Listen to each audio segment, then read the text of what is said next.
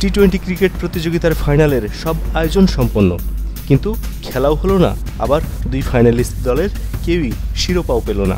এখানেই শেষ নয়, ফাইনালের চ্যাম্পিয়ন দলের জন্য $1 লাখ এবং রানার আপ দলের জন্য $50,000 প্রাইজ মানি বরাদ্দ থাকলেও কেউ $1ও ছুঁয়ে দেখতে পারেনি।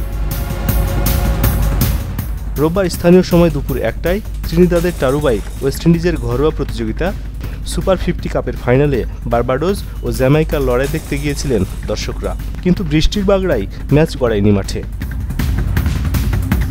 বিকেল 4:45 ম্যাচ অফিসিয়ালরা জানান সন্ধ্যা 6:17 শুরু হবে খেলা, টস হবে সন্ধ্যা 6টায়।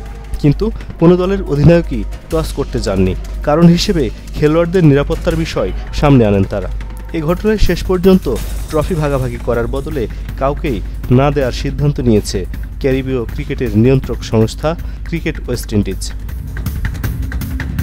পুরো ঘটনা নিয়ে বিবৃতি দিয়েছে ক্রিকেট ওয়েস্ট ইন্ডিজ। তাদের ভাষ্য, আম্পায়ার ও ম্যাচ রেফারির কাছ থেকে খেলার জন্য উপযুক্ত পরিবেশের নিশ্চয়তা পাওয়ার পরও দুই অধিনায়ক টস করতে যেতে অস্বীকৃতি জানান।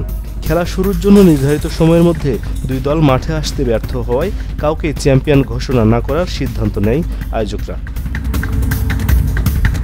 সুপার 50 কাপের নিয়ম বলছে, ফাইনাল ম্যাচ যদি টাই, ফলহীন কিংবা পরিত্যক্ত হয় তাহলে দুই দলকে একসঙ্গে বিজয়ী ঘোষণা করা হবে। কিন্তু দুই দল যেহেতু মাঠে যেতে চায়নি, তাই কাউকেই ট্রফি না দেওয়ার সিদ্ধান্ত হয়েছে। ওয়েস্ট ইন্ডিজের ঘরোয়া লিস্টে প্রতিযোগিতা 1972-73 মৌসুম থেকে শুরু হয়েছে।